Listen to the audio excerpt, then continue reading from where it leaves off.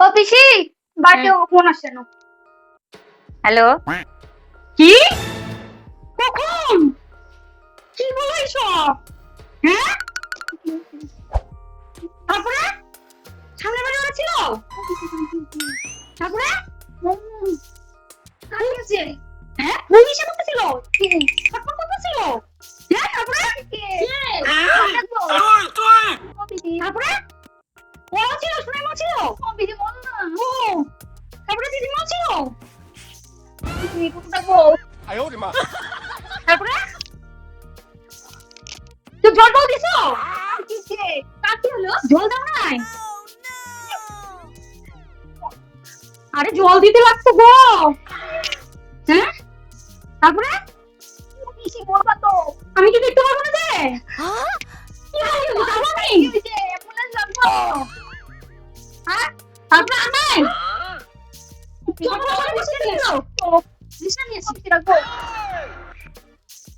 তারপরে ও অনেক লোক হয়েছিল। বাবা কি বলো তোমরা?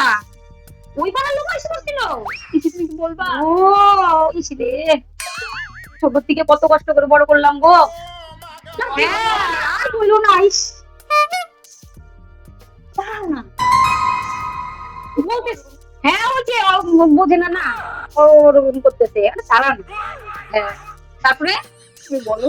ও ইস, না গো সত্যি তুমি বলো। ও সত্যি তাহলে মনে হয় কিছু খাইছিল গো। ইস রে, কত কষ্ট করে বড় করলাম গো, জানো না তো সামনে মাসে টিকা দেওয়ার ছিল, টিকাও দিয়ে নিয়ে আসছি, তেলও খাওয়াই নিয়ে আসছি, ভিটামিন তেলও। হ্যাঁ গো, না গো আর বললো না, আমি আসলাম যে টিকা দেবো, ইস দেখতেই পারলাম না গো।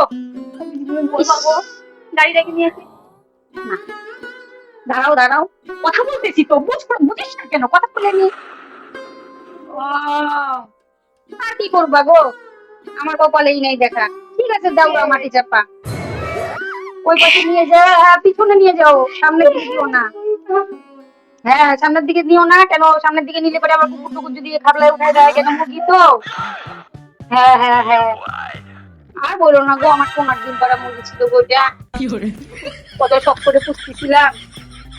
হ্যাঁ ডিম দিত, জানো না তো, প্রত্যেক দিন ডিম দিত, আর 3 মাস ধরে দিচ্ছে। বললাম না গেল মাসে আমি ভিটামিন তেলও খাওয়াই নিয়ে আসছি। এমন দিনে আমি বাড়িতে আসলাম, আজকেই বলে মুরগিটার মাংস হইলো রে, ভালো লাগতেছে না, সেই দেখাটাও দেখতে পেলাম না গো, সোনার ডিম পাড়া গো। ঠিক আছে রাখি, আর ভালো লাগে না, আর বলো না গো। এই মুরগির জন্য আমরা এতক্ষণ এরকম করলাম, তুমি এরকম অত্যাচার করিস না রাখবো, বাইক রাখবো, গাড়ি রাখবো, কত কি রাখবো, আর তুমি মুরগির জন্য এরকম করতে দিলে এতক্ষণ জানো আমরা কত ভয় পেয়েছিলাম।